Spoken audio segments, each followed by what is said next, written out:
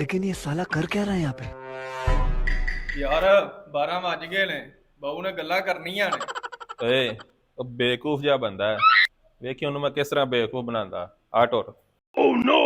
ਬੋ ਜੀ ਆਏ ਨਹੀਂ ਮਿਸਤਰੀ। ਅਸੀਂ ਫਿਰ ਜਾਈਏ। ਉਹ ਬਾਈ 1 ਮਿੰਟ ਆ ਜਾਂਦੇ ਨੇ।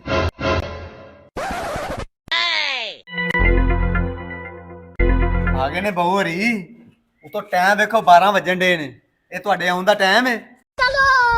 ਬਾਊ ਜੀ ਕਾਰ ਤੇ ਆਉਂਦੇ ਹਾਂ ਪਏ ਉਹਦਾ ਚੈਨ ਖਰਾਬ ਹੋ ਗਿਆ ਸੀ ਤੇ ਉਹ ਬਣਵਾਉਂਦਿਆਂ ਸਾਨੂੰ ਇਹ ਟਾਈਮ ਹੋ ਗਿਆ। ਅਸੀਂ ਓਵਰ ਟਾਈਮ ਲਾ ਦਿਆਂਦੇ। ਚਲੋ ਠੀਕ ਹੈ, ਲੱਗੋ ਕੰਮ। ਕਾਰ ਦਾ ਚੈਨ ਸੁਣਾ ਤੈਨੂੰ ਆ ਕਹੇ ਨਾ ਬੇਵਕੂਫ ਜਿਹਾ ਬੰਦਾ ਹੈ। ਕਾਰ ਦਾ ਕਿਹੜਾ ਚੈਨ ਹੁੰਦਾ?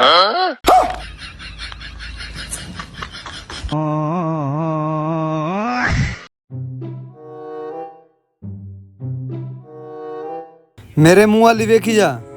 ਉਹ ਮਸਾਲਾ ਲੈ ਆਇਆ ਹੁਣ। ਉਹ ਲੈ ਆਉਣੇ ਮਸਾਲਾ। ਤੈਨੂੰ ਜਿਹੜੀ ਸੌੜ ਪਈ ਏ ਲੈ ਆਉਣਾ ਮਸਾਲਾ। ਜਾ ਯਾਰ ਆਗਾ ਹੋ ਕੇ ਕੰਮ ਕਰ ਲੈ। ਹੱਡ ਰਾਮੋ ਤੁਸੀਂ ਇਹਦੇ ਕੀਤਾ ਕਰਾਇਆ ਮਿਲ ਜੇ ਬਸ। ਤੁਹਾਨੂੰ ਮਿਸਤਰੀਆਂ ਨੂੰ ਨਾ ਮਜ਼ਦੂਰਾਂ ਕੋਲੋਂ ਕੰਮ ਲੈਣ ਦੀ ਜਾਂਚ ਹੀ ਨਹੀਂ ਹੈ। ਅੱਛਾ ਜੀ, ਤੈਨੂੰ ਬੜੀ ਜਾਚ ਹੈ ਕੰਮ ਲੈਣ ਦੀ। ਆਹੋ ਮੈਨੂੰ ਜਾਂਚ ਏ। ਇੰਜ ਕਰ, ਤੂੰ ਉੱਤੇ ਆ ਕੇ ਮਿਸਤਰੀ ਬਣ ਜਾ, ਮੈਂ ਮਜ਼ਦੂਰ ਬਣ ਜਾਣਾ। ਮੇਰੇ ਕੋ ਕੰਮ ਲੈ ਕੇ ਵਾਈ ਫਿਰ। ਥੱਲੇ ਆ। ਆਇਆ ਫੜਦਾ ਬੜਾ।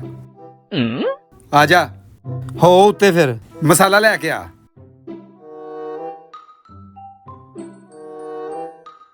ਮਸਾਲਾ ਲੈ ਕੇ ਨਹੀਂ ਪਿਆਉਂਦਾ।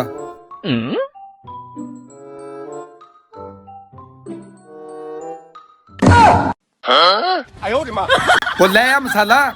ਰਾਤ ਨੂੰ ਦਿਹਾੜੀ ਲੈਣ ਲੱਗਿਆ ਤੇ ਮੂੰਹ ਅੱਡਿਆ ਹੁੰਦਾ ਜੇ।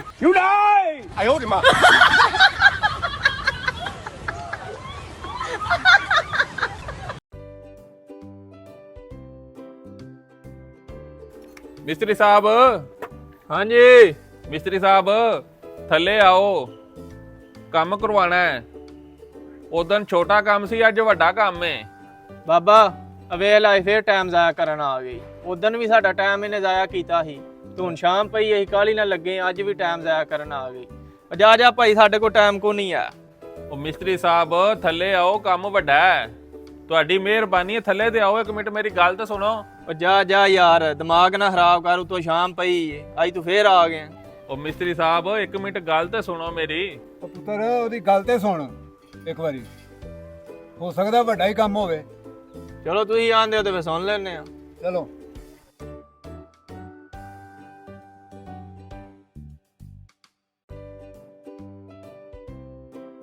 ਓਏ ਉਰਾਂ ਹੀ ਆ ਜਾਓ, ਅੱਲਾ ਬਰਕਤ ਪਾਏ, ਕੰਮ ਵੱਡਾ ਹੈ।